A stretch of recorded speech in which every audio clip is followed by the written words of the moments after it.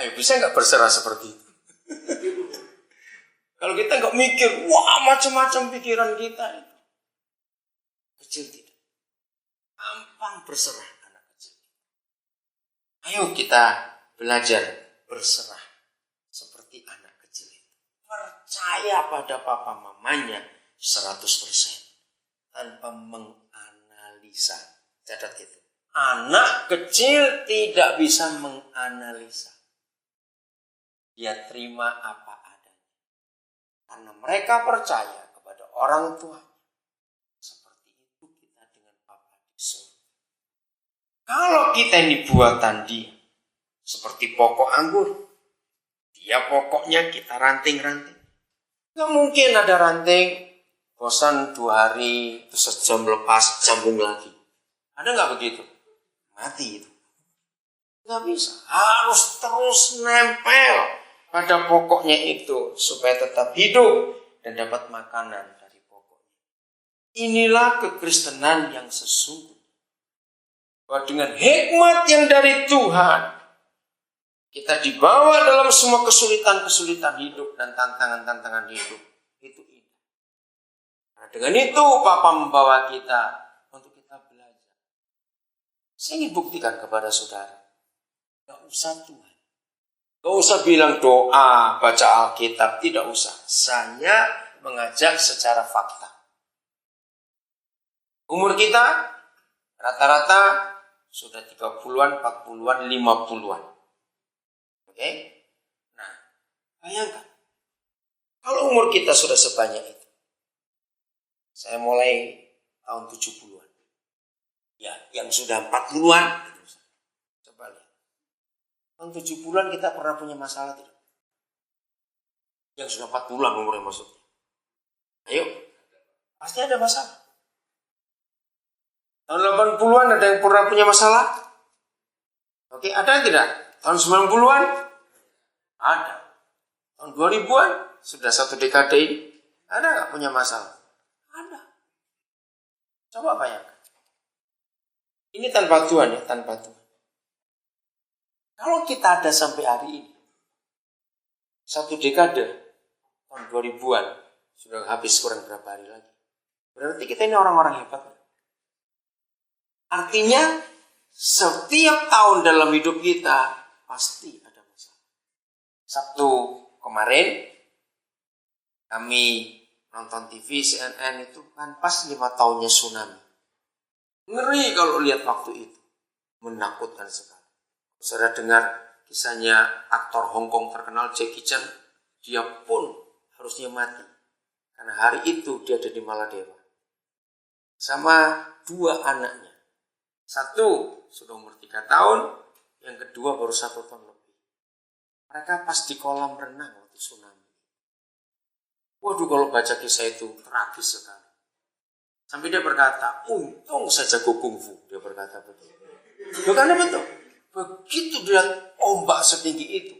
Dia lompat, dia tarik anaknya yang kecil. Anak yang kecil itu dengan babysitternya. Lagi di kolam. Saudara, dia bukan orang Kristen. Tapi hatinya luar biasa. Sejak hari itu, dia membuat yayasan. Nah, dari kisah yang dia hampir mati karena tsunami itu, dia itu menyadari manusia itu gak bisa apa-apa dengan alam. Itu waktu gempa bumi di Sichuan, RRC 2 tahun yang lalu, Jackie Chan ini nyumbang yang paling banyak. Dia bisa nyumbang ke sana $1 miliar Amerika. Sekarang yayasan Jackie Chan ini jadi terkenal di Hong Kong. Gara-gara tsunami. Di situ kita belajar. Ternyata yang gak punya pengharapan seperti kita di dalam Yesus punya pengharapan. Oh, dengan masalah atau musibah atau bencana bisa ambil yang positifnya. Kita tidak. Ini maksud ini, saudara. Maka itu kalau kita sudah sampai di akhir dekade yang pertama abad 21 ini, berarti kita ini sudah pernah lolos dari masalah-masalah yang berat. Ingat, setiap kali kita mengalami masalah, pasti cerita kita pada teman-teman, aduh ini yang paling berat. Lah kapan paling beratnya kalau tiap kali ngomong paling berat terus? Ngerti? Betul tidak? Nah itulah manusia. Lalu apa kesimpulannya dari yang kita pelajari pagi ini? Jadi kalau ada masalah lagi datang, harusnya kita berkata, ya lu lagi. Lu betul tidak? Ya toh, kamu lagi. Ayo duduk dulu yuk. Sekarang mau ngapain? Ajak ngomong baik-baik. Sudah kenal kok. Amin. Sejak tahun berapa kan mereka datang terus. Itulah kebenaran, saudara. Katakan amin. Nah, dengan itu kita jadi berhikmat. Begitu jangan takut dengan masalah. Akan kalau perlu, ini prinsip saya hidup, bersahabatlah dengan yang namanya masalah. Karena mereka itu kita perlukan dalam hidup untuk membuat kita berhikmat.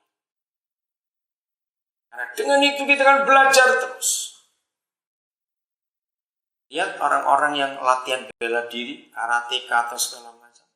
Kalau nggak berani sakit, jangan belajar bela diri. Nggak berani sakit kok. Mereka harus berani sakit.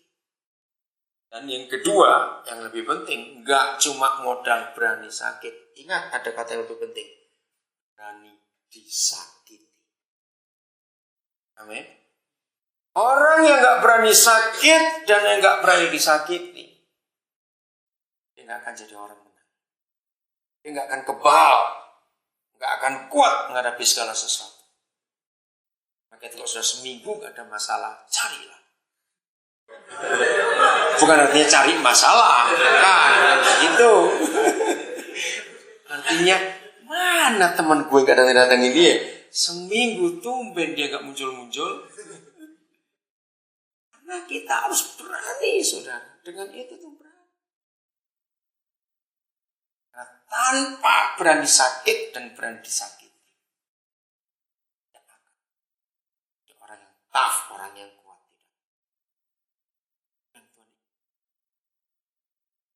Ada banyak cerita-cerita tentang suku-suku. Entah orang Afrika, entah orang Papua, orang Dayak yang pedalaman, bagaimana cara mereka melatih anak-anak mereka untuk berani. Justru bukan latihan yang gampang-gampang. Bawa ke tempat yang bahaya.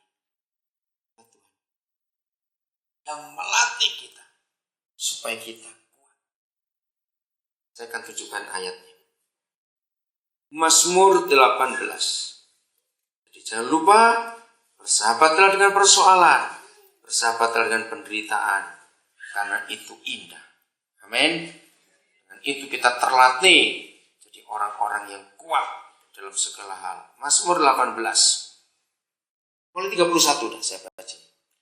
Sebab siapakah Tuhan selain dari Yahweh? Dan siapakah gunung batu kecuali Tuhan kita? Nah, kekuatannya luar biasa gunung batu. Tuhan, Dialah yang mengikat pinggangku dengan keperkasaan dan membuat jalanku rata. Apa kita di surga adalah pribadi yang mengikat pinggang kita dengan keperkasaan dan membuat jalan kita rata. 33. Yang membuat kakiku seperti kaki rusa. Apa arti kaki rusa? Kalau saudara belajar tentang rusa, binatang ini istilahnya yang sama dengan ular. Ular itu bisa jalan di cadas, tahu cadas ya?